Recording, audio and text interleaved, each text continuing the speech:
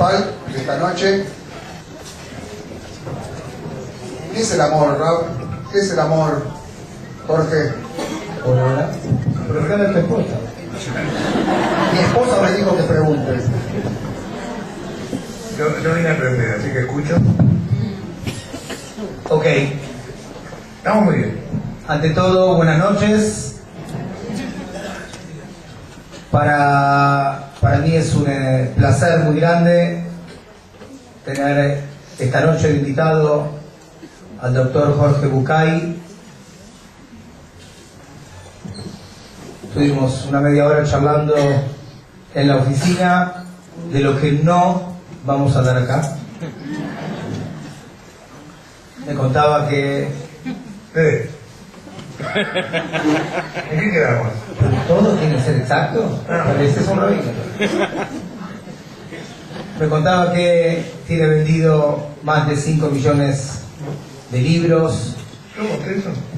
Alguien se quedó con mi dinero. Bueno, es sano reproducir. Y están repartidos en 50 países, de los cuales 40 conoce él. Y mientras lo escuchaba hablar, recordaba la famosa frase del Talmud: En jajam que bahanisayon. No hay más sabiduría que la experiencia. Hasta que en un momento le dije a Jorge, me preguntó: Rab, te puedo, no sé si querés que te tutee. Le dije que puede ser mi papá. Me dijo: ¿sos un... ¿Miento? No, gracias, nada. Pero en verdad es así.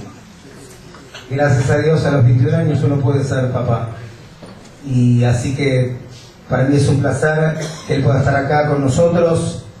Y como dice el Talmud, Jajam Alomed Nicolatán, sabio es el que aprende lo bueno de cada persona, lo bueno de cada ser humano. No existe ser humano que lo tenga bien y no existe ser humano que lo tenga mal. Como dice Shlomo Amelech, el rey Salomón en Mishlei y Proverbios, en el Tanaj, en la Biblia, dice: En tzadik she'yaseh tov lo yijate.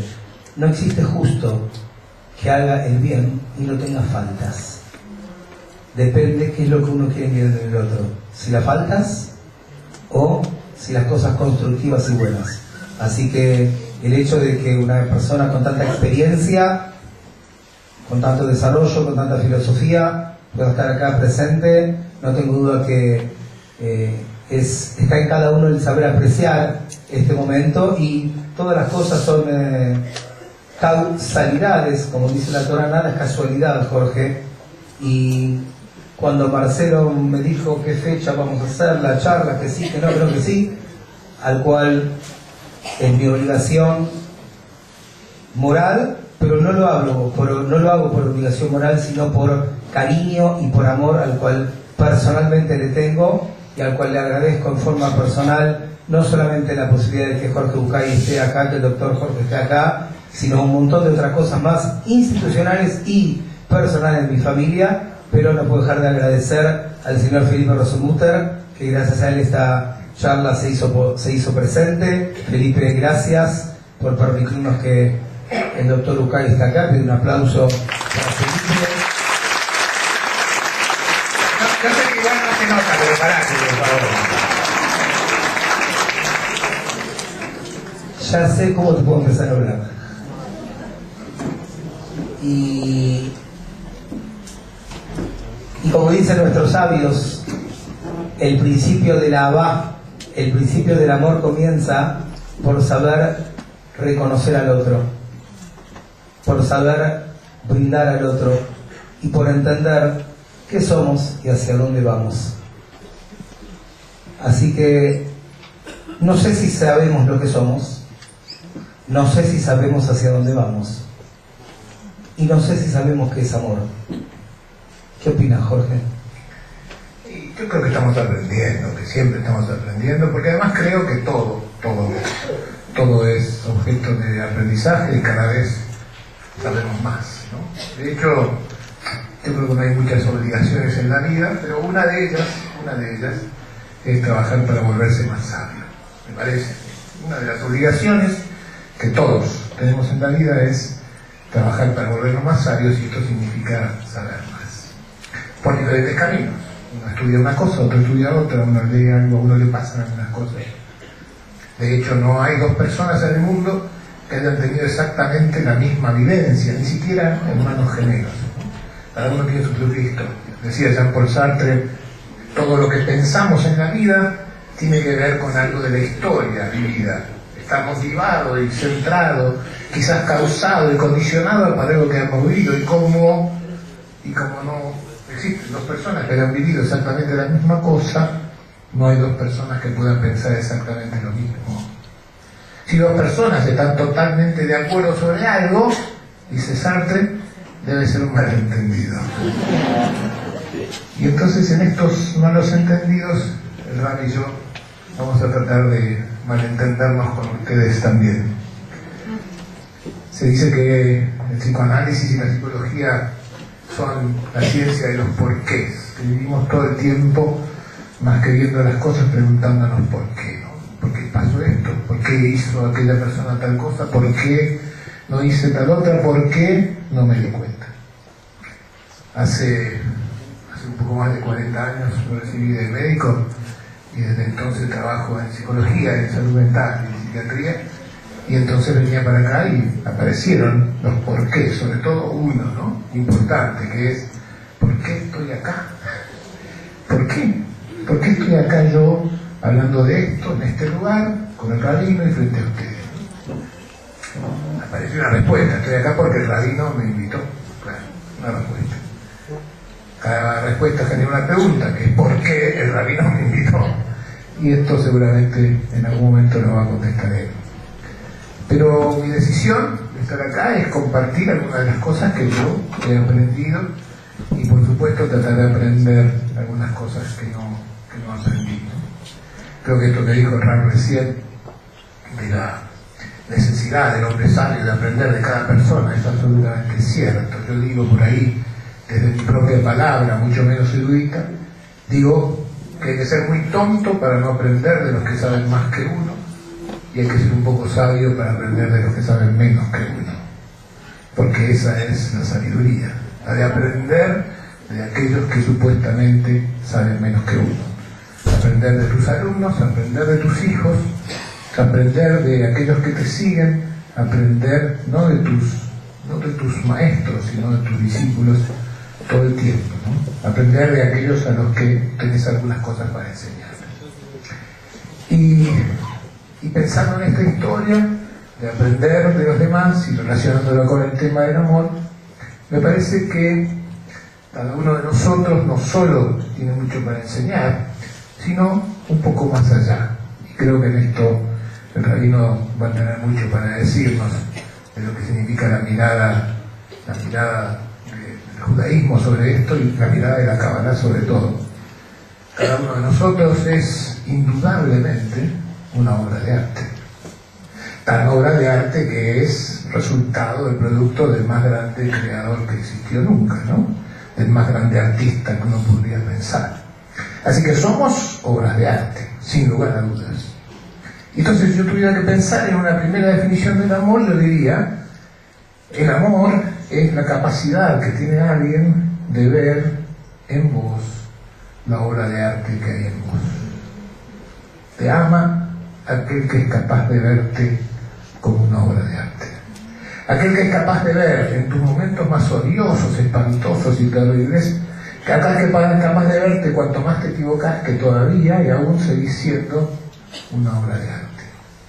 Amás aquel al que sos capaz de ver como una obra de arte, más allá de lo que haga y diga, más allá de cuánto te convenga lo que él haga y diga.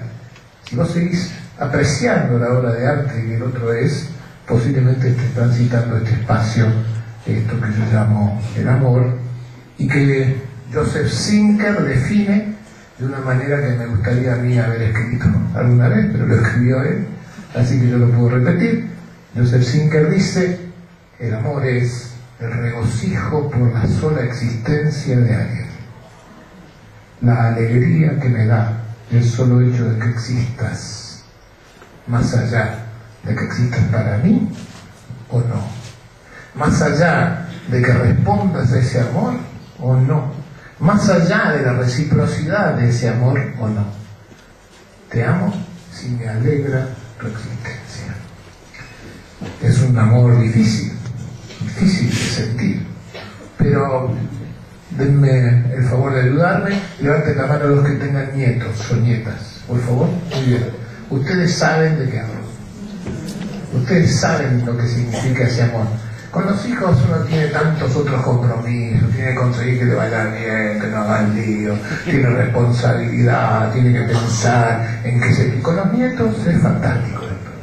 Viene tu nieto y te dice, sos un tarado, y dice, claro, te reís. Mi nieto me dice, boludo, y yo me río y le digo a la madre nieto que dice, ¿qué es el abuelo? Un boludo. Y está, y todos nos reímos y está fantástico, porque en realidad no importa esta historia. A los chicos se los quiere así, con la alegría que te dan que existan, más allá de que sean buenos, malos, saquen buenas notas, sean lindos, no sean lindos, no importa. ¿Y se puede querer igual a la pareja? Eso quería saber, ¿verdad? ¿Te acordaste? Hola. ¿Todo bien? Me dijiste que querías intervenir un poco. Gracias. Los mayores primero. Por Sí, lo sé.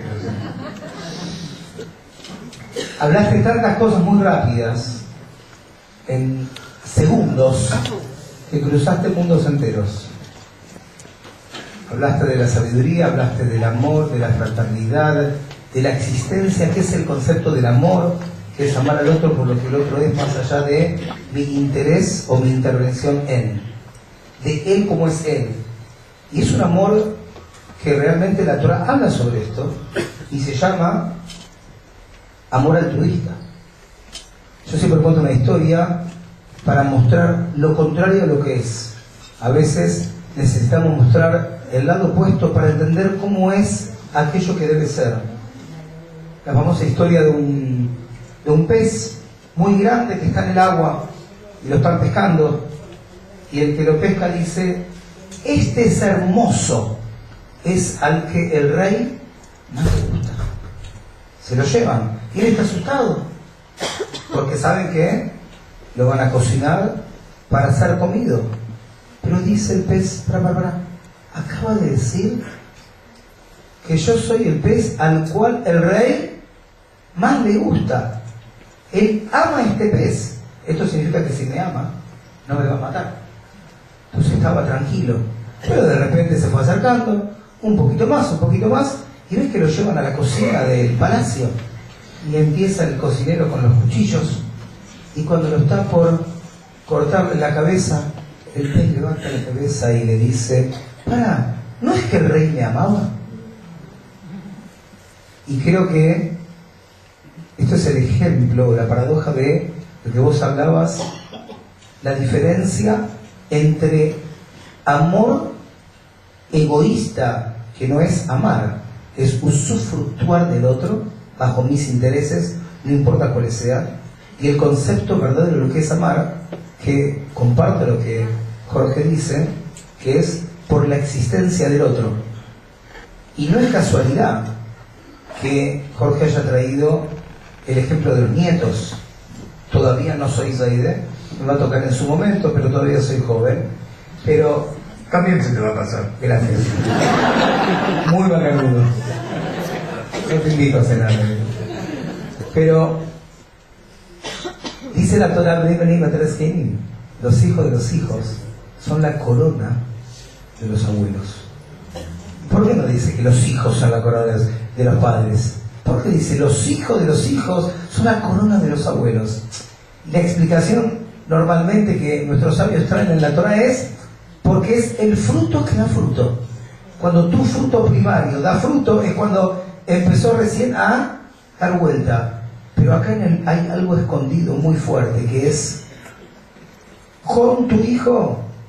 Jorge marcó, me tengo que preocupar por A, por B, por C, por D. En verdad, por tu nieto también te preocupas. Es un engaño, porque uno siente una menos responsabilidad, porque es como diciendo, yo ya fui papá, ahora te toca a vos.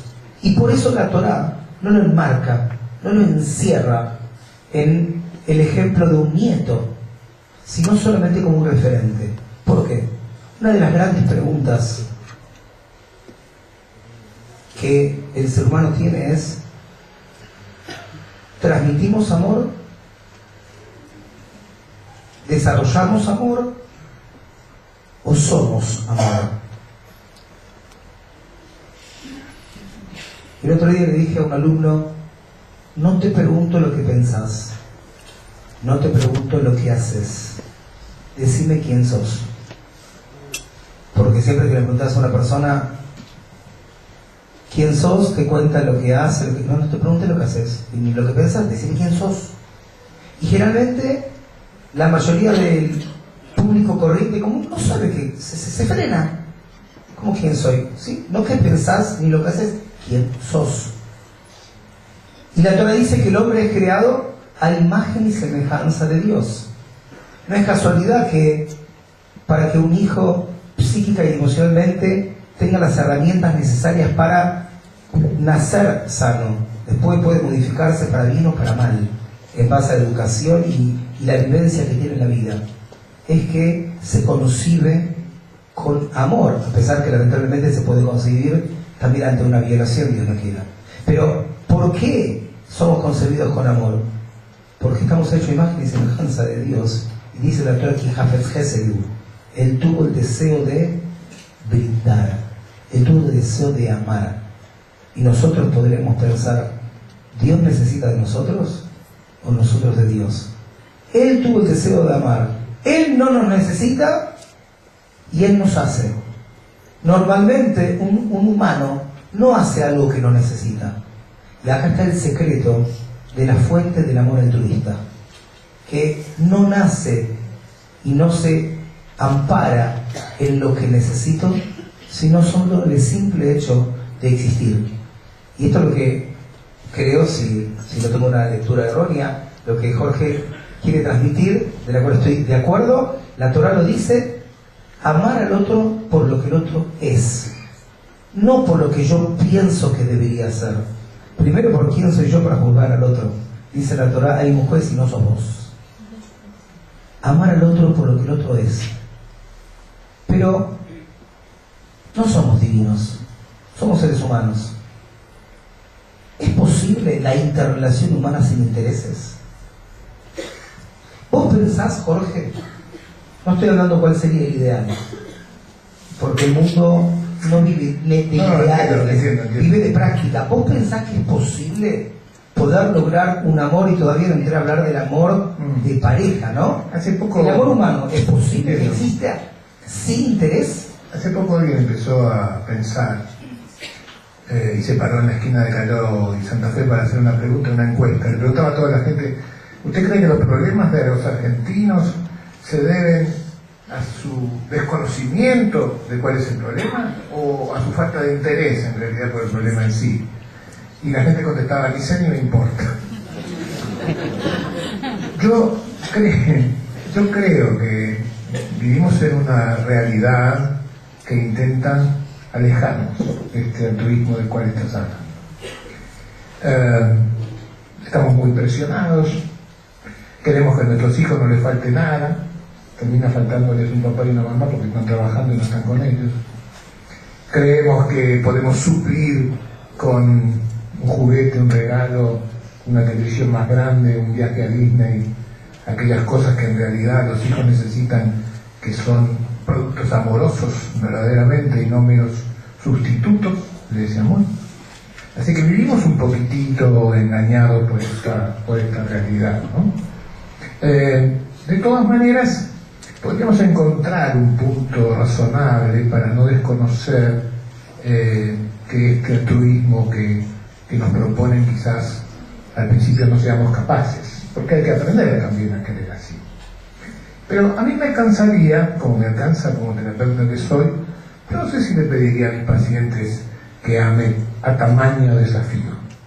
A mí me bastaría con que el amor venga imbuido del egoísta placer de complacer al otro. Voy a repetir: el placer egoísta de complacer a quien amo. Me pides algo que yo no tengo ganas de hacer. Lo hago sacrificándome por vos, no sirve. Lo hago en contra de mi voluntad, no sirve. Lo hago por vos. Complicado, somos humanos. Cada vez que yo hago algo por vos, abro una libreta, anoto. Me debes una. Me debes una. ¿Te acordás que ayer fuimos a casa de tu mamá, que viene siendo mi suegra? Bueno, entonces ahora vamos a casa de tu hija. Y el otro piensa, no, pero la casa de la tuya es peor que la de la mía, así que ahora me debes media. Y hacemos un cómputo ahí de cuánto te debes. Pero ¿qué pasaría si cuando... ¿Querés algo? Todavía no lo sé. No todavía. ¿Qué pasaría? Si querés hablar, tenés que esperar un poquito. Hay que tener paciencia. La vida es así. No es todo el tiempo lo que uno Los quiere. mayores primero. Jorge. Claro, así es. Y hay que cuidar a los mayores. Sí, para ahora sí. Y hay que cuidar a los menores también. Gracias. Sí, ellos van a elegir nuestro geriátrico.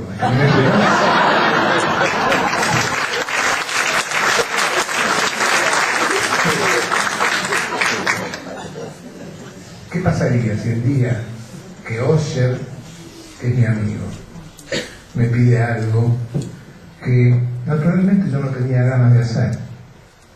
Puede pasar dos cosas. Que yo le diga a Osher, no tengo ganas. Y él, si es mi amigo, lo va a entender y no va a pasar nada. Pero podría suceder también que este pedido de alguien que yo quiero evoque en mí el deseo de complacerlo. El egoísta placer de complacer a la persona que yo quiero. Y aunque parezca un juego de palabras, yo creo que este egoísta placer de complacer al otro no es altruista, aunque se parezca a lo que es altruista. Altruista quiere decir privilegiar al otro. Egoísta quiere decir privilegiarse a uno mismo. ¿Qué pasa si privilegiarme a mí significa complacerte a vos? Creo que llegamos a un lugar que yo llamo por ahí egoísmo solidario o egoísmo altruista, si queremos forzar un poco la historia, que tiene que ver con que en realidad creo que esto es judaísmo puro y yo no pienso en mí quién lo hará, si pienso solo en mí quién soy y si no es ahora cuándo. Y esto no es nuevo, no lo inventó la psicología, ¿verdad?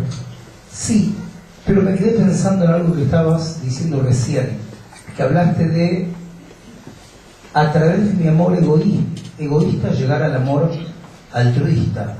Hago algo por vos, pero porque yo estoy interesado en hacerlo por vos, sin que yo quiera, solo porque yo quiero hacerlo por vos. Como que en el fondo hay un yo metido. Según la Cábala, eso sigue siendo amor egoísta, ¿Verdad? porque es como que la base de todo es el yo. Entonces la pregunta es ¿cómo llegamos a ese amor altruista? Pero antes de contestar esa frase, que tiene una relación muy fuerte con el matrimonio, no es en vano el dicho de los sabios que dice el otro Adam Levadó, no es bueno que el hombre viva solo, porque el amor es una práctica constante y el secreto es no estar solo, porque solo lo único que alimenta es el egoísmo de la persona. Pero antes de eso estabas hablando de cómo los padres se preocupan por los hijos, calmándolos con un viaje a Disney, te compré un chocolate y me estoy ocupando de vos, no tengo tiempo, etcétera, etcétera. Y me hiciste acordar una historia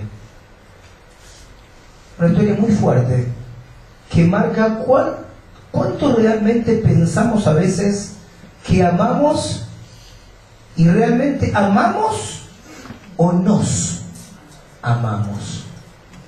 Y si nos amamos, ¿eso es amor? ¿Alguien se habló alguna vez? Una persona cuando nace se le da un nombre. El nombre teóricamente es su identidad, cómo usted se llama. Yo me llamo Osher. Jorge, ¿cómo te llamas en hebreo? Yuval. Yuval.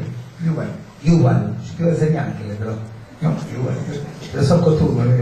Claro. Yuval y... Pero no te sientas inferior por eso. No, por favor. Nunca.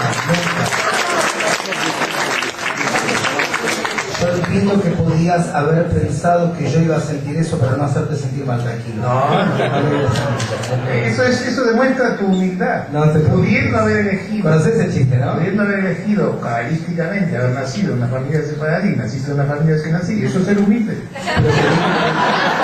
digo una cosa, te confundiste, no soy quien yo nací. Ah, ¿no? Ni separadí.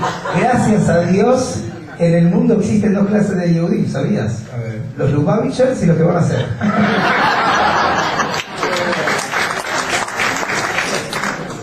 Pero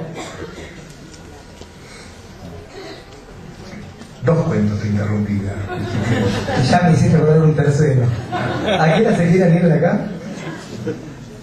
Nos quedamos primero contando cuentos. No cobramos por hora, no.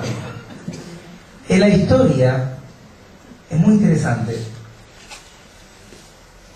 Un papá trabajando. En un programa. En Estados Unidos se realizó este programa que se llama Abot Ubanim, padres e hijos. Y aparece en un link una filmación de minutos, solo minutos. Y aparece un típico empresario americano, un businessman, ocupado en su 4x4, un socio adelante, dos secretarias atrás, teléfonos, van, viene, y suena su teléfono privado. Hello, ¿quién es? Hello, father. ¿Cómo estás, papá? ¿Qué necesitas? Un minuto. Suena el otro teléfono, un cliente. ¿Cómo le va? ¿Cómo está? ¿Qué tal? Dos segundos, ¿eh? Discúlpeme, ya estoy con usted. Te llamo después. Papá nos llamó después. Pasó una hora. Vuelve al sonar el teléfono privado de este businessman, gran empresario.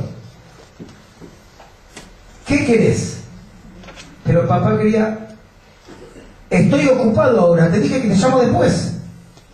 Y así pasó, 3, 4 veces. Cuando el papá se fue de la casa, el nene estaba durmiendo. Cuando el papá volvió a la casa, seguramente, el nene ya estaba durmiendo. Pero antes de volver, suena el teléfono de nuevo. ¿Qué hace despierto a esta hora? Papá, ¿te puedo hacer una pregunta? ¿Cuánto ganas por día? ¿Cómo? ¿Dejarte de pavadas y anda a dormir? Corta el teléfono. El padre llega a la casa. Era de noche, tarde, todo oscuro. Y abre y se tropieza. Claro, estaba todo oscuro. Nadie iba a pensar que hay algo en el medio de un pasillo. ¿Quién estaba? El nene. ¿Qué haces despierto a esta hora? Te dije que te vayas a dormir. ¿Cómo es posible? El nene en silencio, con un frasco y con plata metida dentro del frasco. Y ahí el padre se da cuenta que algo está pasando y el padre se agacha a la dimensión del niño, como diciendo, bajó al mundo de él y le dice, hijo, ¿qué querés? Y el hijo no le dice lo que quiere. Dice, papá, ¿cuánto ganas por día? Pero, ¿qué te importa? ¿Para qué querés saber cuánto gano por día? No le contesta. Y el hijo le dice, papá, ¿cuánto ganas por día? Y el padre le dice, no sé, $100. Agarra el hijo y le dice, toma, papá, junté $30. ¿Me das 3 horas de tu día para mí?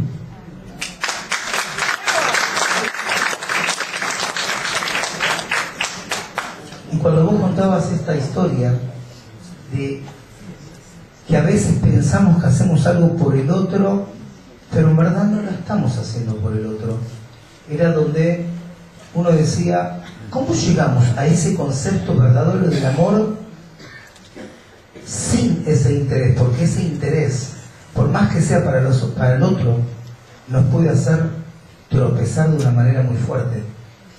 Y esto se une con otra cosa que dijiste, Jorge, cuando hablaste de, bueno, alguien se va a encargar del geriátrico, que también nos pasa, porque seguimos hablando del vínculo papá-hijo. ¿Cómo puede ser que el ser humano, hasta con un hijo o hasta con un padre, sea egoísta? ¿Por qué está el famoso dicho, un papá mantiene a 10 hijos? No cualquiera lo tiene 10 hijos, tranquilos. No nos apresuraron. Pero, ¿qué? ¿Acaso hay algo más grande que querer a un hijo? Y tal vez lamentablemente te querés a vos más. Y me recuerdo una historia. La historia de 3 personas transeúntes en el desierto, muriéndose de hambre. Y ven a lo lejos que hay un restaurante. Y se tratan de acercar.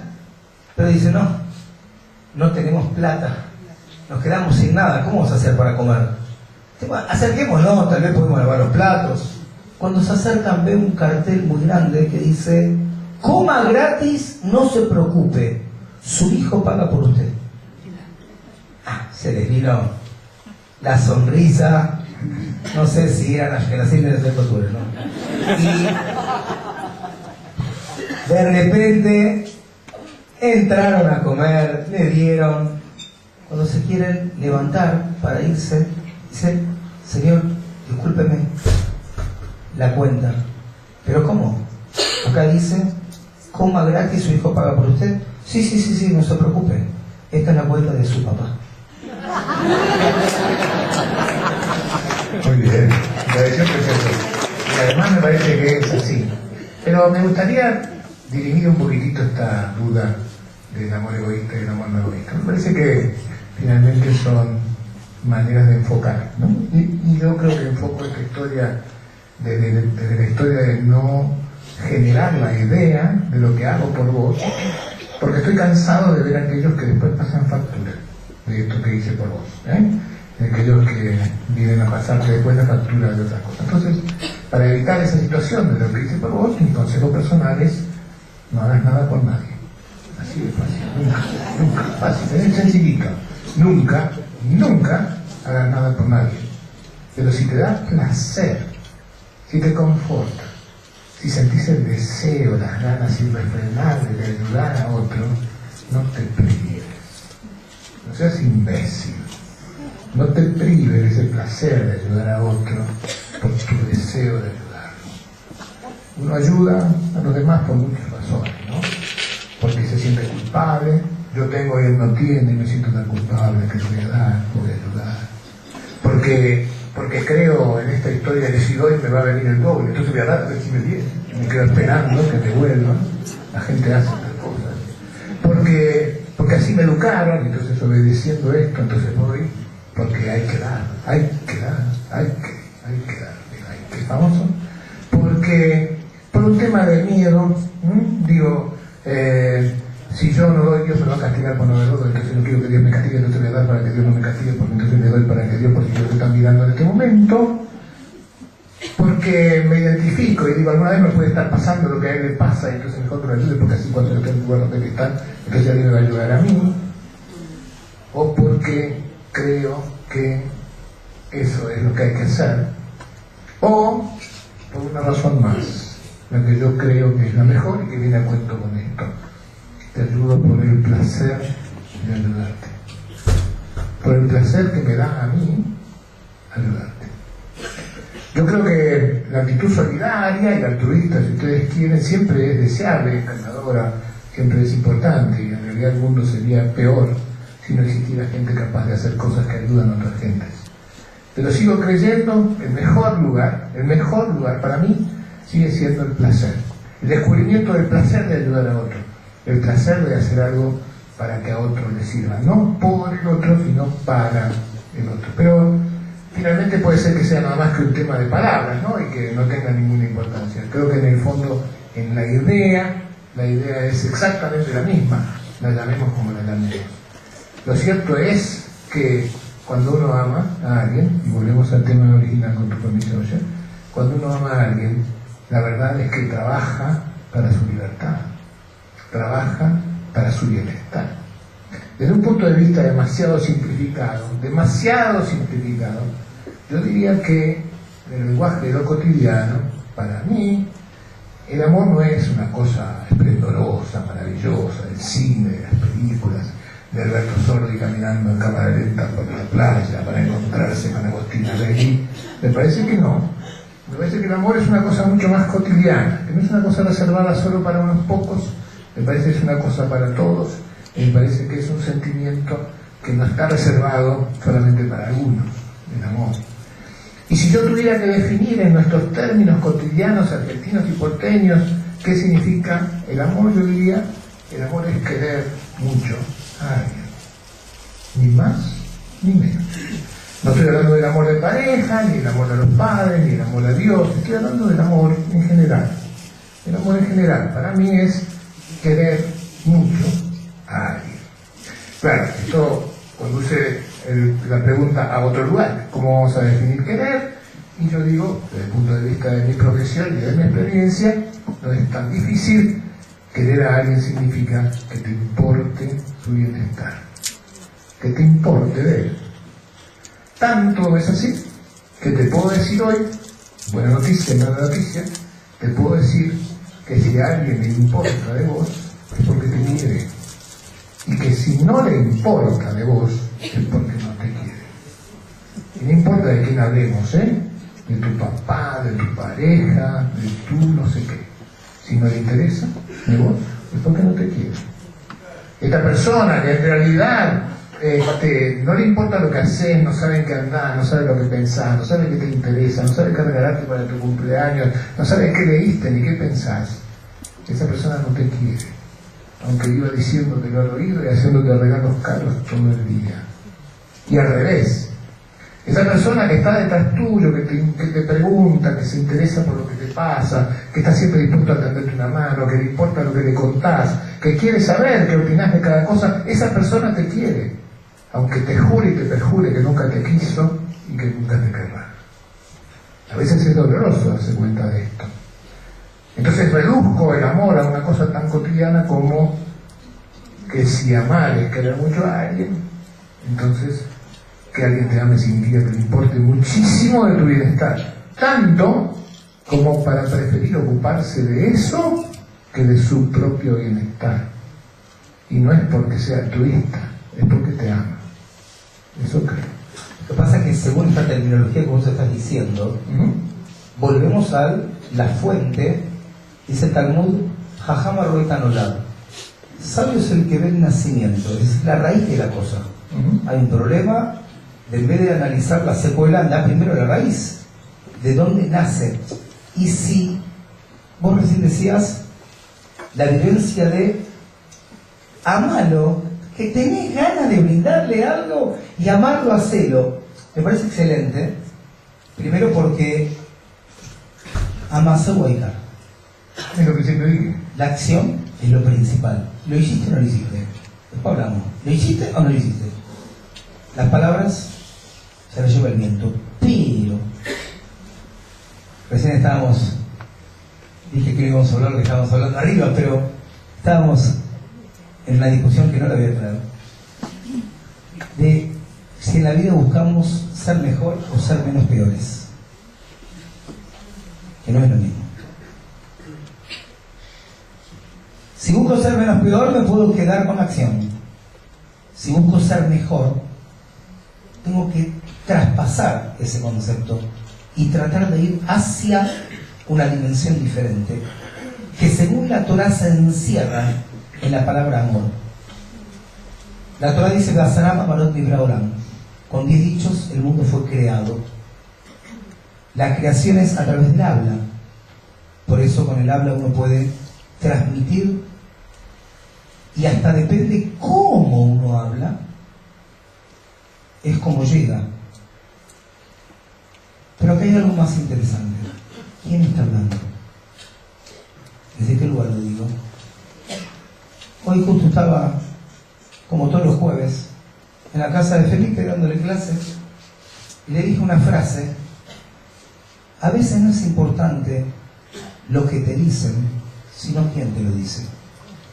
Pero no porque la persona que te lo está diciendo sea importante o no, sino qué es para vos esa persona. Independientemente del contenido, ¿qué es para vos esa persona? Tal vez el mismo contenido te lo dice otro y no te interesa escucharlo. Pero si te lo dice él, sí. ¿Por qué? Porque acá hay encerrado una magia, que es la esencia del ser humano, que es el amor. Una persona puede vivir sin respirar, pero podemos respirar sin vivir. No podemos vivir sin respirar, pero lamentablemente podemos respirar sin vivir. Porque vivir no significa respirar. Vivir significa ser un amor andante. La pregunta es, ¿qué amor? El que yo tengo placer de, por más que sea, mi placer es brindarte todo. Y uno, al pasar, diría, es un amor altruista. Pero si está basado en que mi placer es brindarte todo, no es altruista. Es el menos peor amor egoísta. ¿Por qué? Porque es para vos, pero lo hago porque yo quiero. Si yo no quiero, no lo hago. O sea que todo queda en vos. Bueno, perdón. Una sola... No quiero no dejar al mayor hablar, por favor. Gracias. Un solo detalle, que es que esto sería totalmente cierto si fuera que yo puedo decidir amar o no amar. Y esto es otro tema, me parece. De todas formas, a mí me parece... ¿A qué llamás? Si yo puedo decidir amar o no amar. Digo yo que la verdad es que tu amor es un sentimiento y te pertenece, pero no está bajo tu control. Depende. Bueno, depende y de grande también. Pero Jorge, perdón. Pará, todavía no te perdoné. Te perdoné y no te dije si te perdoné. No me arrodillo porque no es pertinente. Pero yo te hago una pregunta.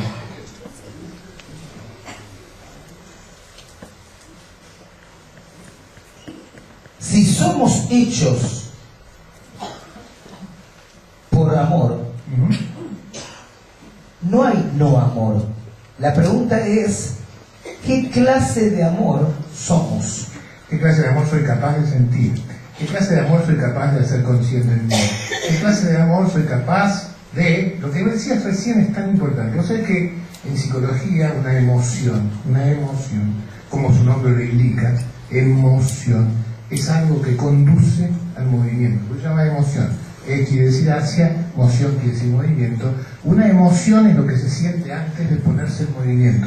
La emoción es la fuerza, la energía y el motor que te lleva al movimiento. Y el amor, depende si ese sentimiento es un impulso, que no es una emoción, claro, o una emoción que está basada en una estructura. No es lo mismo. El sentimiento es delicado. Un sentimiento puede ser un impulso y el impulso no es amor. Pero estamos hablando de emociones, no de impulsos que también las hay. Yo entiendo lo que vos decís. Vos entendés lo que yo digo, sí, pero el público no sé si tiene claro qué significa una emoción. Con mucho gusto. Un minuto nada más. Entonces separemos algunas diferentes clases de sentimientos o vivencias o sensaciones.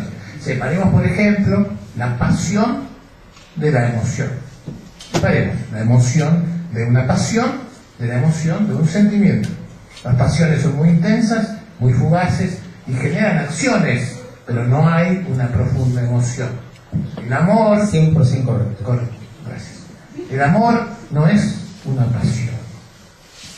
El amor es un sentimiento y es importante diferenciarlo. El enamoramiento es una pasión, no es un sentimiento. Y es importante diferenciarlo. Cuando hablamos de emoción, yo digo, uno no es verdaderamente dueño de sus emociones en el sentido de tener control sobre ellos, pero, y ahí es donde se junta la postura de rabia mía, ahí recién aquí, pero es absolutamente dueño de lo que hace con ellas. Yo no soy responsable de amarte o no amarte, eso creo. Pero soy absolutamente responsable de lo que hago con ese amor o con ese desamor. Yo no puedo amarte porque decido amarte, ni dejar de amarte porque decido dejar de amarte. Esto, la verdad que no, es algo que me pasa, no algo que lo digo. Pero sí puedo ser responsable absolutamente de lo que hago con esto que siento. ¿Sí? Ahora, te hago una pregunta, Jorge. No es algo que yo decido, sino de lo que me pasa. En la vida no podemos constantemente depender de lo que nos pasa, sino que también debemos tener la responsabilidad de nosotros provocar qué es lo que queremos que nos pase. Parece en un ejemplo, en un adagio jasídico, había un Hasid del Baal Shem Tov que siempre se levantaba a la misma hora sin despertador. Le preguntaron, ¿cómo haces?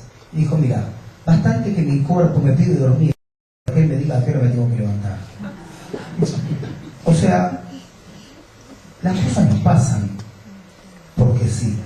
Uno toma una responsabilidad de ser causante hacia una situación X.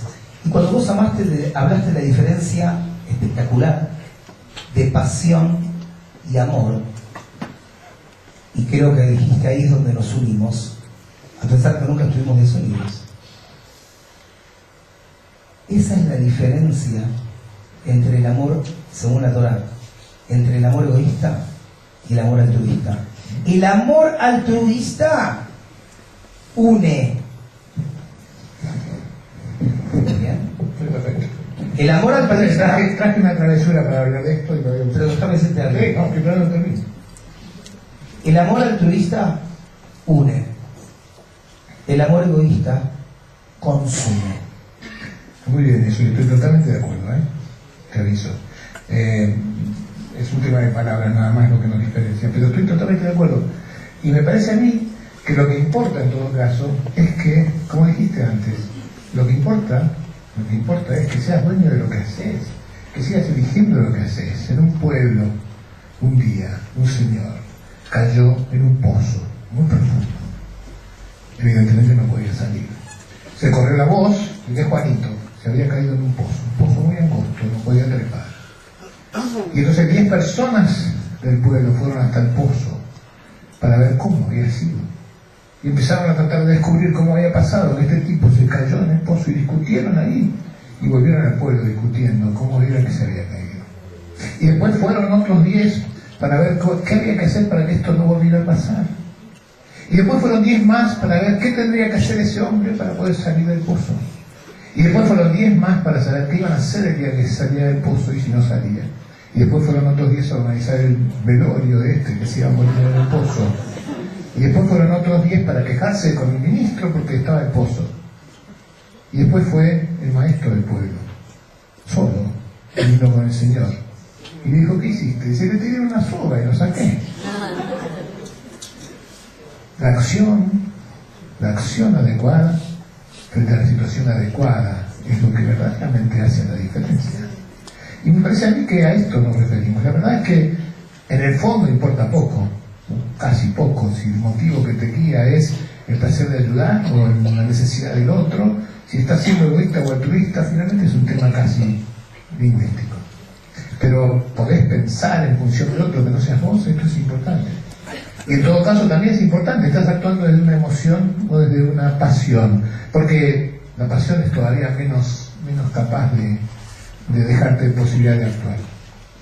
Algunas veces yo muestro esto porque me parece tan gráfico que me parece que no vale la pena no mostrarlo. Muestro esto.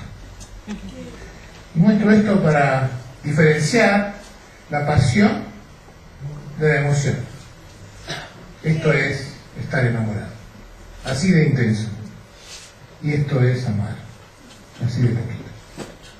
Con este gráfico nada más uno diría, ¿y qué prefiero? ¿Y qué prefiero? Y seguro que yo a primera vista diría, prefiero la intensidad. Es tan importante la intensidad. Esto, cuando yo siento esto, me deslumbro, me encanto, vivo como en sueño. Me parece que estuviera drogado, ¿no? Y de hecho, científicamente, se estimula la misma zona que estimulan algunas drogas, como la cocaína, cuando uno está enamorado. La misma zona cerebral. Y esto es el amor, la emoción, que estimula otra zona, así que es menos intenso. Y entonces uno podría pensar que tiene que vivir tratando de sentir esto, y hay mucha gente que vive tratando de sentir esto, porque dice que esto es muy poco. Hay muchas parejas que empiezan acá y se rompen cuando transforman esto en esto porque les merecen lo que pasa. Pero esto es la versión superficial. Si uno mira en profundidad el proceso, se da cuenta de que el amor tiene en profundidad todo lo que la pasión tiene en intensidad. Y como la trascendencia de una relación depende de lo profundo y no de lo intenso, entonces uno debería elegir, ¿no? ¿Qué es lo que quiere para su relación con los demás? La mera pasión de fuegos artificiales o un poco más. Un poco más significa menos intensidad y más profundidad. Lo que pasa es que esos dos muy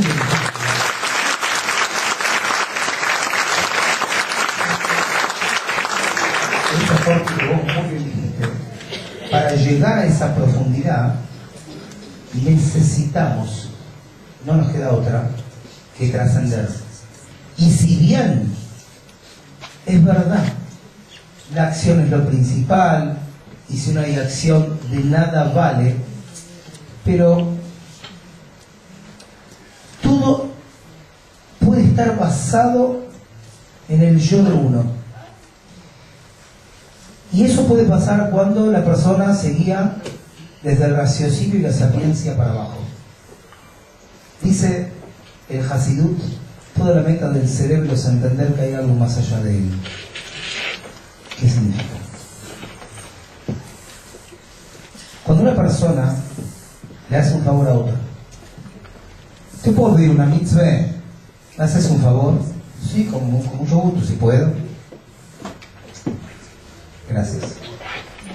No sabes lo que te voy a pedir. Y ya adelantaste si puedo. Eso ya me indica que no estás dispuesto a trascenderte. Y si no estás dispuesto a trascenderte, nunca vas a llegar a la profundidad de la otra persona. Es imposible, desde donde uno está, llegar al otro. Dos cosas materiales no se sientan en un mismo lugar. Dos almas, sí. No nos queda otra que salir desde nuestra corporeidad, desde nuestro yo, para conectarnos y vincularnos con el otro. Pero si eso también va a estar basado en porque yo lo quiero hacer, termino no saliendo. Y no es un juego de palabras donde solamente termino, en mi humilde opinión, en base a en lo que la Torah nos enseña, bueno, pero lo importante es si lo hizo. Sí, es verdad, lo importante es si lo hizo. Pero no estoy viendo que es menos peor. Quiero ir un poco más. Cuando le pedís una X acción a una persona, un favor, no importa cuál sea, y te lo hace, y vos le decís, muchas gracias. ¿Qué contesta el ser humano normal? Por favor, de nada, no es nada. ¿No me sirvió? Si no fue nada, no hiciste la acción. No, pero el nieto a veces nos deja hablar al cerebro. Claro. Un minuto. Si me pediste algo, está todo muy lindo, lo hice, pero no fue nada. Y acá es donde yo quiero un poquito entrar. Creo que todas las personas que estamos sentadas acá hacemos, más, menos, hacemos. Y eso por eso va a decir que es más, menos, hacemos. Pero la pregunta es, si eso no fue nada, ¿puede decirse de nada en hebreo, idioma original de la tierra? Significa aló dabar. Aló dabar significa nada. O sea, de nada, es nada, tipo, no me causó, no me movió. Cuando un pobre está en la calle y está con la mano así, y vos bajaste la ventanilla del auto y le diste 10 pesos, ¿te importó él? ¿O querías calmar tu conciencia que te daba ay, no hacer nada. Pero en verdad no hiciste nada. Porque vos lo diste, eso no se lo diste porque te interesaba, sino porque vos te sentías mal no dárselo.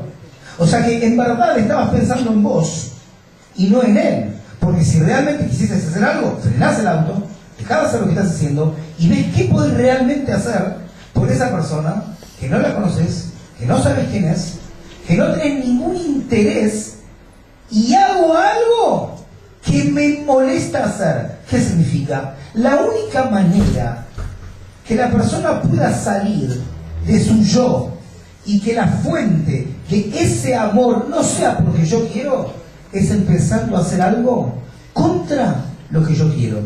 Ay, pero entonces no amo. Al contrario, el verdadero amor altruista nace cuando empiezo a hacer por el otro primero lo que me molesta. De nada no. Me dolió hacerlo, Baruch Hashem. Una vez estaba un abuelo y un nieto. Y el abuelo le dio de comer al nieto. Y le dice el Zaide. ¿Cómo se dice en Cotur, abuelo? ¿Cómo? Yendi. No me sale bien, disculpame. Y le dice, íngale, en Yiddish, nene, comiste pansi, hacé el Amazon, hacé el agradecimiento de la comida. Ay, Zaide, no tengo ganas. Le dice el abuelo, espectacular, es el mejor momento para demostrarle a Dios que lo haces por él y no por vos. Cuando vos haces algo porque vos tenés ganas, es la expresión de tu yo. Eso no es amor. Espectacular, lo hiciste y mejor que eso que no hacerlo. Bárbaro. Pero el secreto del amor es crecer a costa de lo que yo no quiero. En otras palabras, dicen nuestros sabios, un aforismo muy lindo. El amor, independientemente si sea conyugal, si sea de un padre o un hijo, si sea entre dos amigos, si sea entre un maestro y un alumno, que de hecho, antes hablaste que de todos aprendemos, el Talmud dice, de lo que más aprendo es de mis alumnos, porque cuando más brindás, es cuando más aprendés. Cuando más das, es cuando más satisfacción tenés. En hebreo, a amor se dice Ahava, valor numérico, la gematria, el valor numérico de las letras Ahava es 13. Y 13 es el mismo valor numérico de la palabra Ejad, que es 1. Porque amor es convertir mi yo en el tuyo. Salirme para conectarme con vos, no a costa de lo que yo quiero, a costa de lo que yo no quiero. Y ahí es cuando se aplica el verdadero amor. Esto es como que mi señora a las 3 de la mañana me despierte, después que diste vuelta a la cama y te costó dormir. Mi amor, ¿qué? ¿Me haces un café? Vos no tenés ganas. ¿La querés mandar a lo que un rabino nunca debe decir? Y te levantás sin ganas, sin ganas. Vos elegís ser un río, ser una olla o ser un pájaro. El río une dos lugares, como dos países, como dos empresas, se mancomunan para hacer algo que solo no pueden hacer. Egoísmo total. Te necesito, me necesitas, me viene bien, te viene bien, espectacular. Nadie se ama. Solo te utilizo acorde a mi necesidad y lo que te conviene y me conviene. Así estamos los dos contentos. Pero podés elegir ser una olla que puede unir lo que nadie une. Pero hay un pequeño interés, que es el fuego termina hirviendo al agua que se termina consumiendo. O puedes ir a una dimensión más grande, que es lograr ser un pájaro, que es camino incómodo porque tengo que volar. Dejo de mí para darte a vos. Estoy incómodo, no importa. No pienso en lo que yo quiero, pienso en lo que vos querés. El amor es vivir. Vos elegís si querés vivir como un río, como una olla, como un pájaro. Pero dice la Kabbalah, para llegar a ser pájaro, tenés que vivenciar ser olla.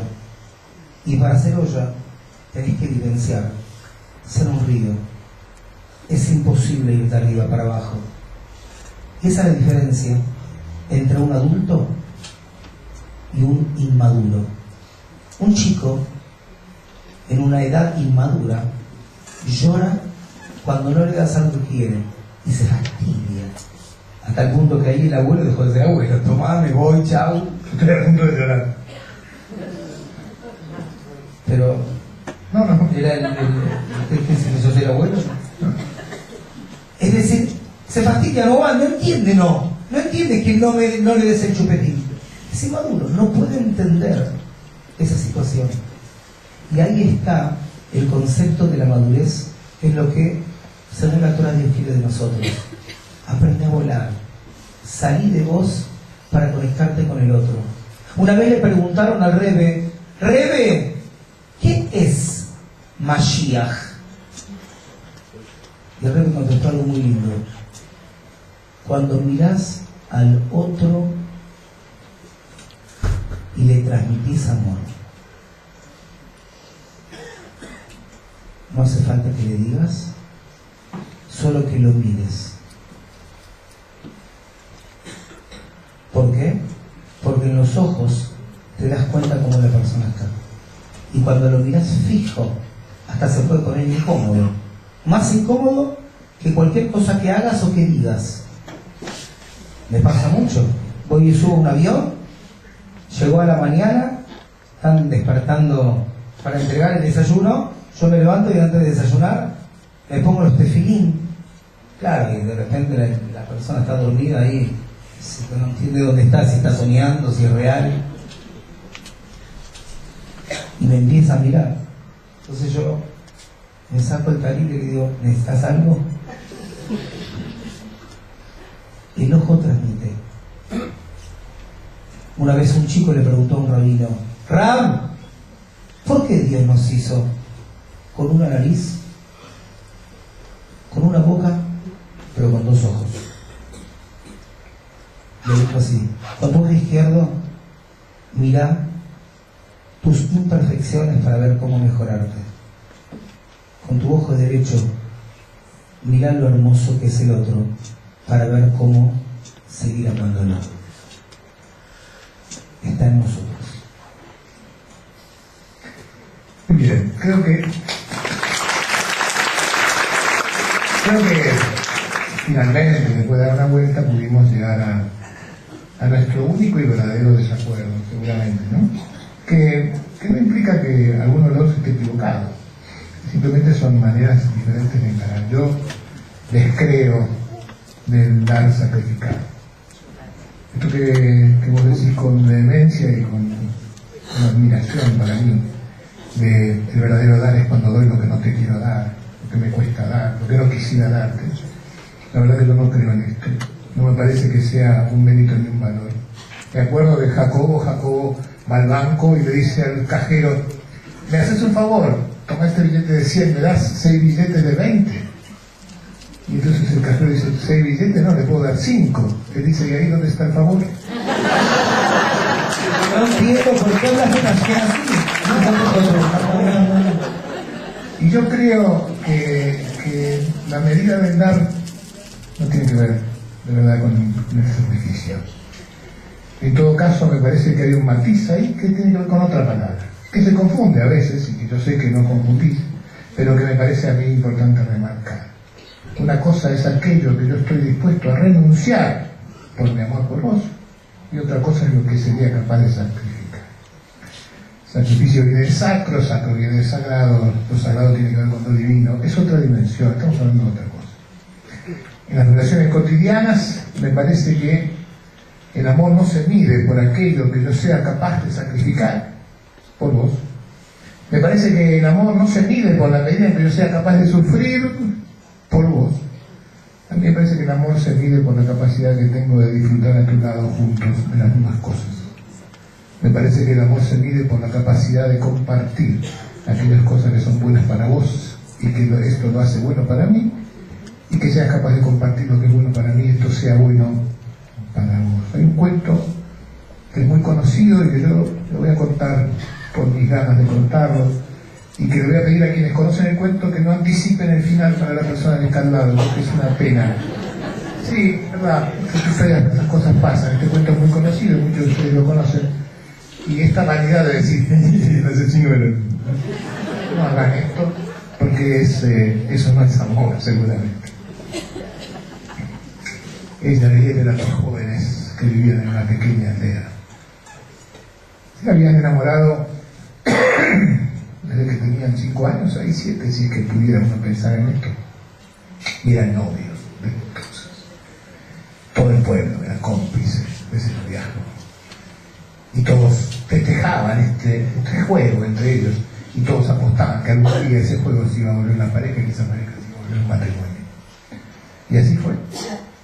Cuando ella tenía 17 y él tenía 20, los padres aceptaron que los dos se casaran. Y se casaron muy enamorados. Y todo el pueblo estaba de fiesta cuando ellos se casaron. Tan de fiesta que en el terreno que los padres de ellos le regalaron a los dos, el pueblo entero construyó una cabaña, una casita para que viviera. Era un pueblo de leñadores. Así que ese lugar que le regalaron era al lado del monte, donde él pudiera talar árboles y vivir de eso. Y allí se fueron los dos a vivir juntos, con toda la ilusión, con toda la pasión y todo el amor, y todo junto y todo mezclado. Y disfrutaron tanto de vivir juntos. Y fue tan emocionante que los dos sintieran al unísono las mismas ganas de estar juntos todo el tiempo, cuando hacían el amor y cuando no hacían el amor, y cuando se estaban juntos en la casa, y cuando él iba a trabajar, y cuando volvía, y cuando ella cocinaba. Todo estaba imbuido de este amor que se tenía. Y llegó un día en que se acercaba el primer aniversario de la boda. Cumplían 1 año de casados. Y ella pensó que tenía que demostrarle a él lo mucho que lo amaba, lo feliz que había sido. Tenía que hacerle un regalo que demostrara toda su gratitud por este amor que había recibido, por el amor que ella sentía. Buscó entre los rincones de sus cajones el dinero que había ido ahorrando de la pequeña compra diaria. No sobraba mucho, pero había juntado un dinero para ir a hacer una compra de un regalo.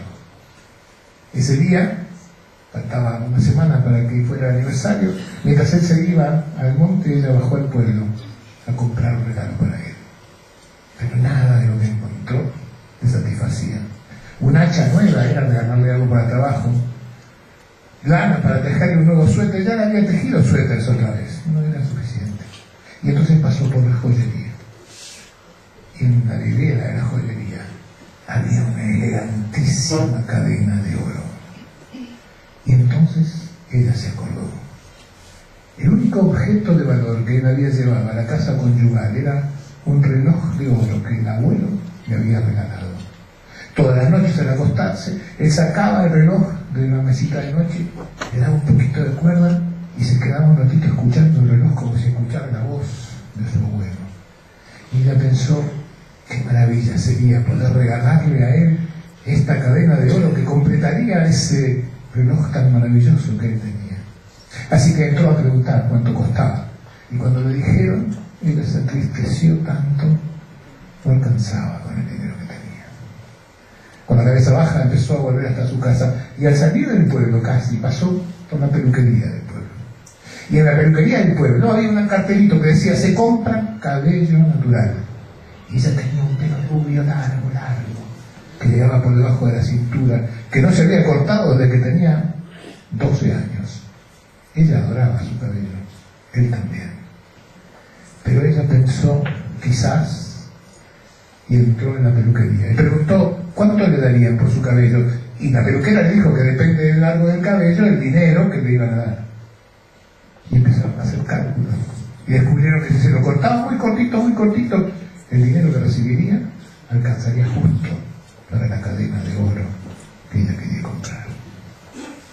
Ella dijo que vendría en 5 días a entregar su cabello, y se fue. Los 5 días pasaron, y el día del aniversario se dieron un beso apenas más fuerte que siempre. Él se fue a trabajar y ella bajó rápido al pueblo y se hizo cortar el cabello y recibió el dinero y se fue hasta la joyería y compró la cadena de oro Y el hombre de la joyería la vio tan entusiasmada que le regaló una caja de madera para poner el reloj y la cadena después. Y ella volvió a su casa y terminó de cocinar y se puso un pañuelo en la cabeza. No quería decirle a él todavía, porque él también adoraba su cabello. Ya habría tiempo de explicarle después. Esperó ansiosa que él llegara. Cuando él llegó, se abrazaron y se besaron y se dijeron casi al mismo tiempo: te amo, eres lo mejor que me ha pasado en mi vida. Y se abrazaron otra vez. Y ella le dijo: tengo algo para vos. Y sacó de debajo de la mesa la caja de madera envuelta en papel y se lo regaló, se la dio. Y él sacó de arriba del armario, que ella no había visto, una caja de cartón redonda y enorme. Y mientras él deshacía la caja para encontrarse con su regalo, ella abrió la caja de cartón y encontró ahí 2 enormes peinetones que él había comprado vendiendo el reloj de oro del abuelo. El amor no se mide en sacrificios. El amor se pide en el placer de compartir.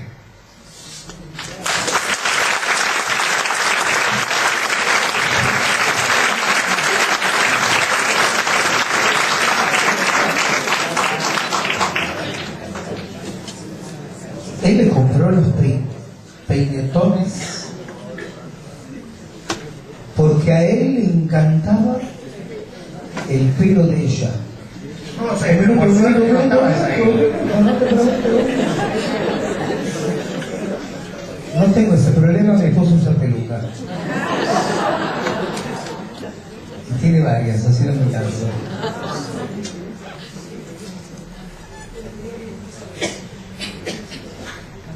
Yo creo que ella, con esa acción,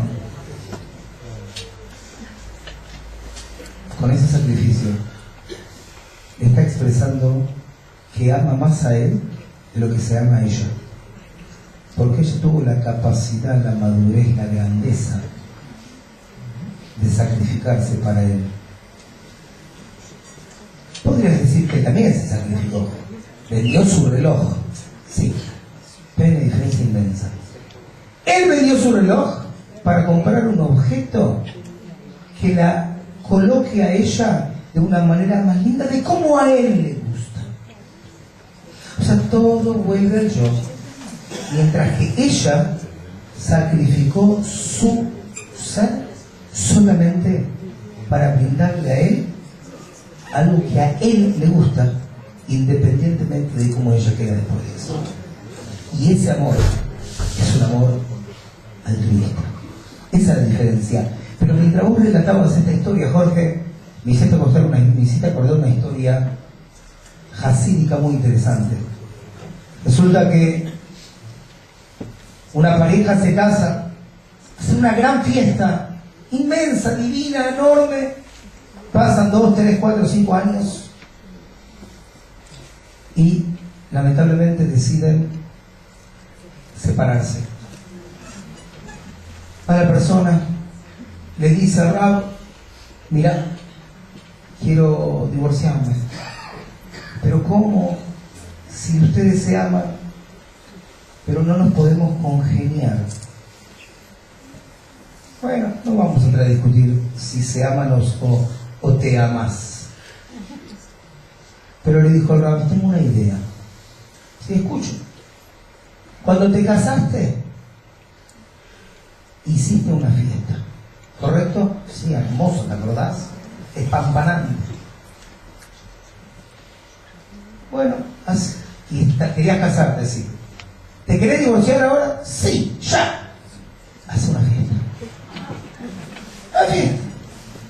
Si cuando te casaste hiciste una fiesta expresando lo feliz que estabas, y ahora te vas a divorciar y te querés divorciar porque no la aguantas más, haz una fiesta, estás feliz que te divorciaste.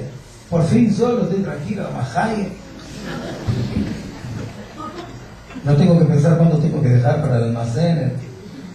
Bueno, hace una fiesta inmensa, invitados, música, llega el Rab, el Get, todo, felicidades, más alto. Ya está, ya se divorciaron en un ratito, ahora es el momento principal de la fiesta. Mientras, como toda recepción, le dan al Lejaim un poquito de mash, que se dice en Yiddish, vodka por acá, whisky por allá, y él empieza a mezclar, pero en un momento agarra a él con toda su pasión, no su emoción, como acá Jorge explicó, muy bien explicado, y le dice: mi amor, nos vamos a divorciar. Te pido un favor. Lo que vos más querés, que me pertenece, llévatelo. Está demostrando su último acto de amor de una manera única. Lo que vos quieras elegir que me pertenece, llévatelo. Eso que vos más amás, llévatelo. No pasa nada. Siguió el Lejaim, él se emborrachó. Se emborrachó y se quedó dormido. No podían hacer el get, no podían hacer el divorcio. Él se quedó dormido, pero ella recordó algo. Él le dijo: llévate lo que vos más amás, que es mío, te lo regalo. Al día siguiente amanece él, se despierta de la borrachera. ¿Dónde está? En la casa de los suegros. Dice: ¿qué hago acá? ¿No nos divorciamos? Sí, pero vos me dijiste que agarre de vos lo que yo más amo, y te agarré a vos. Eso es amor. Amor no es lo que vos tenés. Amor es lo que vos sos. Y vuelvo al principio de lo que empezamos en nuestro café, en esta conversación, Jorge, de la cual creo que aprendí yo más que vos. Yo tengo más para aprender de vos que vos de mí. No hay más sabiduría que la experiencia. Tu experiencia es 21 años más que la mía. Pero amemos al otro, no a sus cosas. Y seguramente haremos de este mundo que sea un poquitito mejor.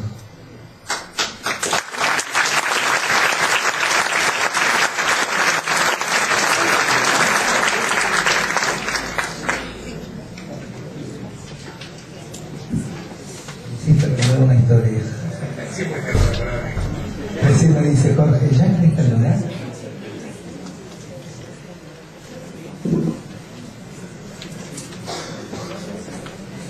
¿Terminamos en la vida o continuamos? Bueno, este es un tema del cual pensé que íbamos a hablar un poquito de reencarnación. Pensé que nos ibas a contar algo sobre el tema de las almas gemelas, que a mí me intriga, me preocupa, me inquieta y me perturba. ¿Por qué? ¿Eh? ¿Por qué te perturba? ¿Tiene las almas gemelas? Sí. Porque tengo una pregunta que no pude resolver, que es: si yo no puedo saber antes si mi alma gemela es mi alma gemela, ¿para qué me sirve que haya? No puedo saber.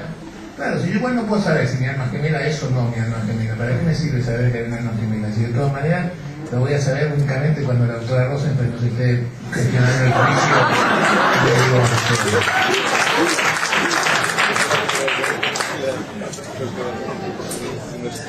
Entonces tengo ahí un tema, ¿no? Que es: si se puede saber cuál es tu alma gemela, que quisiera que me digas cómo se hace. Si no se puede saber, quisiera que me digas para qué me sirve. Si es nada más que un dato ecléctico y ilustrativo, me parece una idea romántica. Eso seguro, me parece muy romántico pensar que hay alguien con el que alguna vez fuimos uno y que las almas se dividieron al nacer. Ustedes conocen más que yo de la teoría. Las almas se dividieron y entonces ahora yo anido la mitad de un alma y debo encontrarme con la otra mitad. Y si nos juntamos seremos realmente maravillosos. Pero si esto es nada más que una idea romántica y poética, puedo entender. Si es una idea genuina y concreta, me gustaría saber cómo hago para que me sirva, y si no me sirve, ¿para qué le sirve la idea? Te contesto con una frase chiquita. Gracias.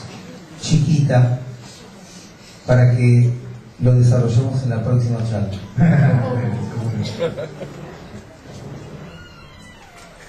Dos personas no se conocen,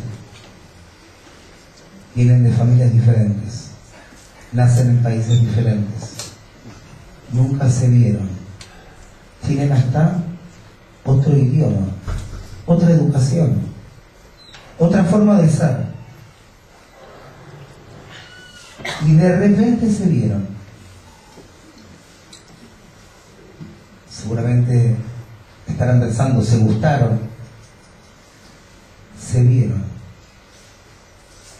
Vi en ella, me vi a mí. Y ella en mí se vio a ella. Cuando esas dos personas, que no tienes idea quién es, que nunca la viste, que no sabes cómo se llama, que ni siquiera puedes comunicarte porque ella habla inglés y yo francés, porque no sé ni la edad que tengo, pero puedo ver en esa persona, soy yo. Si tenemos la capacidad de poder mirar en el otro lo que uno es, y viceversa, sospechar, porque lo más probable es que no sea tu alma gemela, sea la otra mitad que te falta a vos. Lo peor como seres humanos que nos puede pasar es pensar que somos, y lo mejor que nos puede pasar es que no somos más que una mitad, y sin el otro no voy a ningún lugar. Y ese es el secreto del amor. Creo que es un tema largo, creo que es un tema para desarrollar, y que Dios nos dé a Elijuti y a mí, Beyanito, larga vida, buenos años, para poder tener el privilegio de tener un psicólogo, un psiquiatra, un filósofo como Jorge Bucay.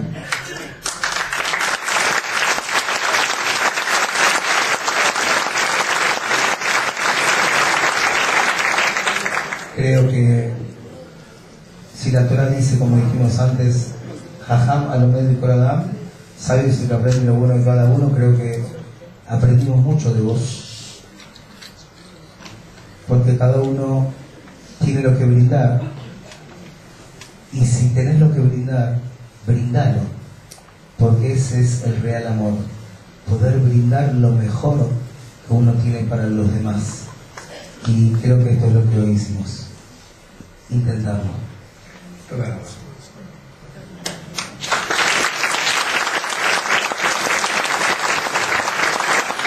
Pero antes que se levanten, primero le quiero, Jorge arriba en mi oficina me entregó un libro, vio el libro que yo le iba a hacer. Me entregó un libro muy interesante de él, que lo voy a leer. Me gusta leer. No me dejo llevar por el zapping. Y hace poco sacamos un libro nuevo en la Argentina que se llama Sabiduría Diaria. Porque la sabiduría no diaria no es sabiduría.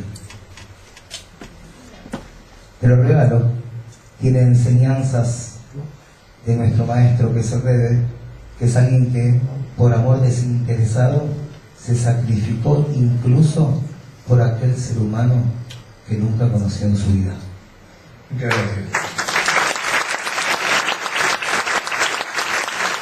Muchas gracias. Bien dicen que es más fácil que un judío escriba un libro que compre uno.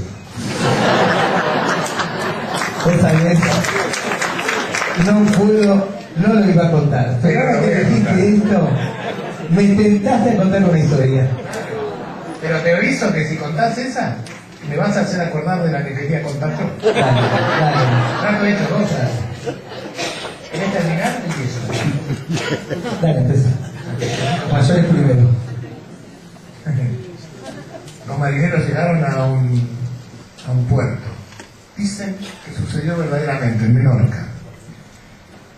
Los marineros llegaban a ese puerto como parte de su paseo comercial, y allí disfrutaban de los excesos del alcohol y del sexo, por el sexo mismo, y de la nada que era seguir viaje después en los santificados que eran al puerto de viaje en esos tiempos. Los marineros llegaban a puerto y gastaban todo el dinero en la taberna con las mujeres y con el alcohol y jugando y bebiendo de más y comiendo de más. Este cuento empieza cuando dos de los marineros van camino a la taberna y uno de ellos ve ahí al costado debajo del puente a una mujer lavando la ropa. Y por alguna razón, quizás porque se vio en ella, quién sabe, se dio cuenta de que esa era. Le dijo, espera. Dice, ¿qué pasa? Dice, mira, dice, ¿qué tiene? ¿Es hermosa? No, dice, no es hermosa. Son muchas más lindas las mujeres de la taberna. No. Vamos, que... Finalmente el otro se va a la taberna, este se queda, se acerca a la mujer. La mujer también ve en él lo que no había visto en ningún lugar. Pero ella es hija de una tradición y dice, yo no puedo hablar contigo, porque yo no hablo con desconocidos. Pero yo necesito hablar contigo, tendría que hablar con mi papá. ¿Cómo te llamas? Nácar, dice ella. Y vuelve a la taberna, pregunta por esta familia, le dicen que es una familia muy tradicional, que el padre tiene 5 hijas y que está dispuesta a entregarlas un buen partido a alguien que sea capaz de pagar la dote, como se usaba en aquel entonces, el canal. El averigua y en este pueblo nadie puede gestionar su propio casamiento, así que tiene que tener un padrino, le pide a su amigo, van a casa de este hombre. Le dice, vengo a pedirte la mano de tu hija. Dice, seguramente quiere la mano de Jazmín, la más hermosa de mis hijas, la segunda que llegó, más inteligente, más linda, pero quiero que sepas, es de las mejores mujeres que hay en todo el mundo. Ella cuesta el equivalente de 20 vacas, que es un montón de dinero, pero lo vale. Entonces él dice, no es Jazmín. Dice, no es Jazmín. Entonces será Juana. Juana es hermosa, no es tan linda como la otra, pero igual, no. Tampoco es Juana. Dice, pero entonces tiene que ser Clamel, mi tercera hija. Pero ella no vale 20 vacas, vale 10. Pero de todas maneras es una excelente mujer, no tampoco. Es Nácar. Y entonces el hombre se sorprende, dice, Nácar no puede dar mal de Nácar, porque se da cuenta que no la va a poder colocar nunca. Así que dice, Nácar está de oferta. Maravillosa mi hija, pero tienes, qué suerte que te fijaste en ella, por esta única vez te la voy a dar por 7 vacas. Oferta única, Pero es que, 6. Y el hombre dice, quiero casarme con Nácar y te voy a dar por ella 20 vacas. Y el otro dice, pero te dijo 6. Ella no es menos que ninguna otra, para mí vale las 20. Y le paga 20 vacas y se casa con ella. Pasan los años. Se queda viviendo en el pueblo, en el monte. Y unos años después el marinero, amigo de él, vuelve al pueblo y pregunta por él y la va a buscar. Y le dicen que vive arriba en el monte, un marinero que vino un día. Entonces sube al monte y mientras va subiendo al monte baja una procesión, una especie de procesión que lleva en andas, en un sillón a una hermosísima mujer, más hermosa que la que nunca vio. Y la gente la trata como una diosa y le da regalos y la ama y le canta canciones. Y él llega a la casa de su amigo y le dice, ¿y tu esposa? Y dice, mi esposa no está porque es su cumpleaños. Y vino el pueblo a agasajarla. Se la llevaron en andas. ¿Arriba de un sillón? Sí. Dice, pero yo me acuerdo de Nácar, perdona que te diga, esa mujer no era ni linda, ni mucho menos, tampoco era muy agradable, ni muy agraciada, ni tampoco era demasiado simpática. ¿Qué has hecho con ella? Y él dice, la compré por 20 vacas y la he tratado como una mujer de 20 vacas toda la vida. Y porque la he tratado como una mujer valiosa, ella se volvió la mujer más valiosa de mí.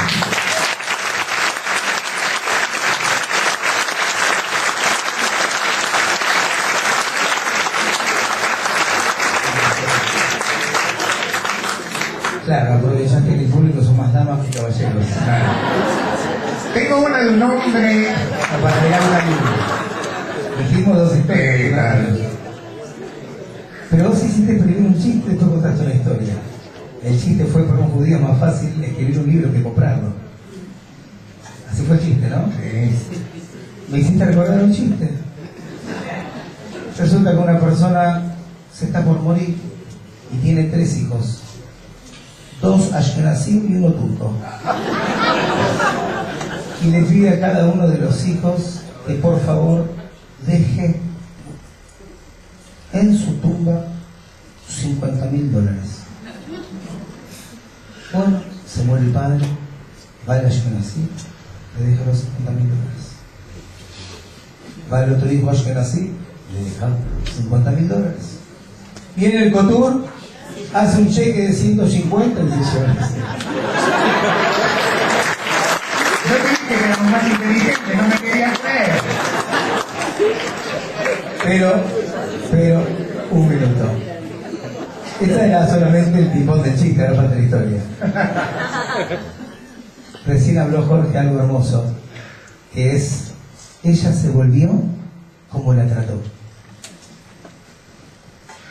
Y esto es así. Quiero terminar este no es nuestro café con una historia que expresa lo que vos acabas de decir. Se volvió como la traté. Un hombre quiere matar a su esposa. Tranquilo. A mí avisan sobre eso. Quiere matar a su esposa y va al rabo porque su conciencia, va al rabino porque la conciencia lo tiene mal. La quiere matar pero se siente mal, la quiere matar pero se siente mal que la va a matar. Entonces va al rabo y le dice: Rab, no la soporto, la quiero, no me quiero divorciar, la quiero matar, no quiero que exista. Ok, te ayudo.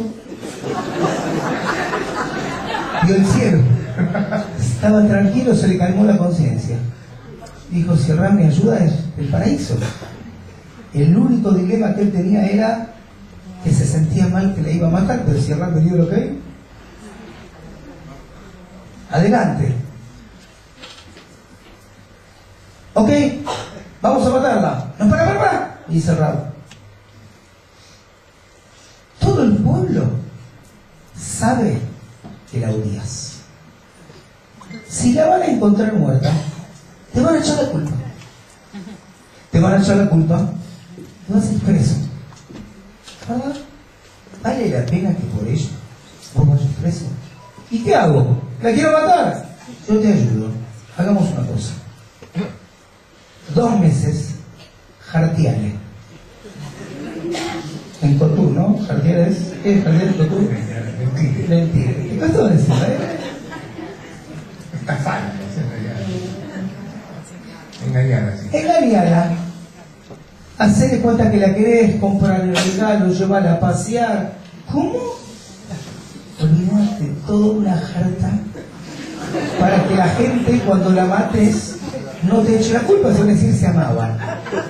Después me avisar, yo mientras voy reservando el lugar, la pala, el lugar preparo los cuchillos, despreocupate, la vas a reventar. Pero, jartea, hace teatro, comprarle lo que nunca hubiese comprado en tu vida, tratarla en público de una manera que... Y así fue, le hizo caso a Rab y contaba los días. En 2 meses vengo y acá. Claro, empezó a tratar, era una reina. El pueblo decía: viste, aprendé de él. Mirá cómo la trata a su esposa. Ojalá un 10% me trataría así. Pasaron 2 meses, 3 meses, 4 meses, 5, 6 meses. El Rab dijo: qué raro, Moshe no me vino a ver, tengo todo preparado para asesinarla. Lo llamó: sí, Rab, no entiendo. Quedamos que en 60 días preparaban los utensilios necesarios para matar a tu esposa. ¿A quién? A tu esposa. Olvídese de nada. Es lo mejor que me pasó. Como tratamos al otro, es como terminamos siendo. Esto es lo que dijiste. Así el valor que le damos al otro es como realmente el otro termina siendo el otro.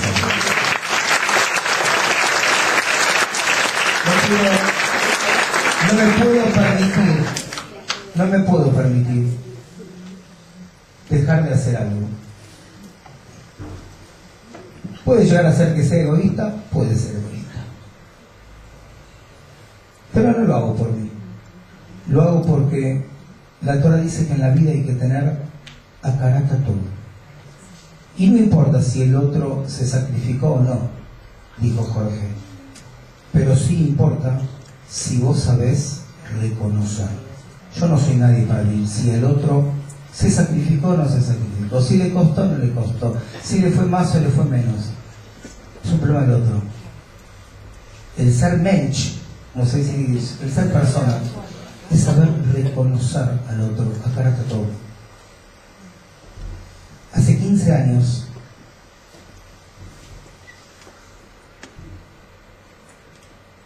una persona que no vive en este país hoy en día me dice: tengo una persona para presentarte.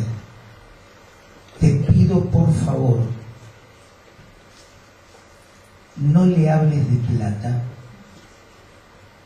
porque la gente lo único que le pide es plata. Y dije: obvio, soy rabino, no cobrador. Lo conocí durante 5 años, con mucho amor le transmití lo poquito que sé. 5 años.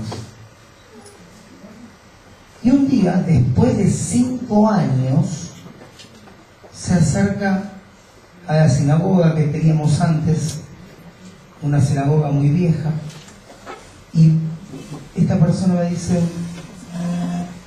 ¿cómo no me contás todo lo que haces y ayudas? Le dije: porque no me acerqué a vos para que me ayudes, me acerqué a vos para brindarte lo poco que sé. Y ahí él me dijo: pero quiero ayudarte. Le digo a mi secretaria que llame a la tuya, no es un tema mío. Y es ahí donde la relación se fue creciendo, y con mucho valor y confianza y fe en Dios. Aquí había una sinagoga muy antigua, la tiramos abajo sin tener los medios necesarios para hacerla, pero hubo una persona que no la hizo toda, pero hizo una gran parte, y fue el que me dijo: vamos, hagámoslo, todo llega, pongamos esa piedra fundamental para ir adelante. Y día a día le agradezco, porque él no dijo para que vayamos por lo que hizo, sino por lo que seguimos haciendo, que esa es la vida, no ver lo que hiciste, sino lo que hago y lo que voy a seguir haciendo. Y por eso me es un placer en público poder, esta foto, que es cuando hicimos el corte de cinta de la inauguración de este nuevo edificio, entregarle al señor Felipe Rosenmutter, Felipe Acercarle, constantemente hacer con nosotros.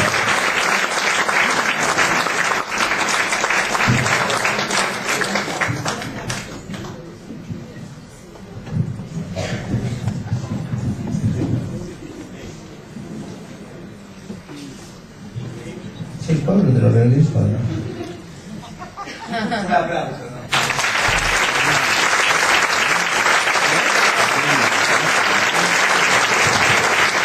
Quiero decir algo.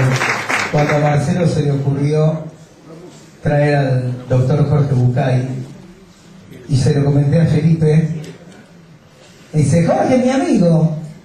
Creo que acá se unen dos partes tuyas, y eso es el verdadero amor. Aquello que uno puede ver como algo incongruente, y que el amor los une. Muy buenas noches para todos.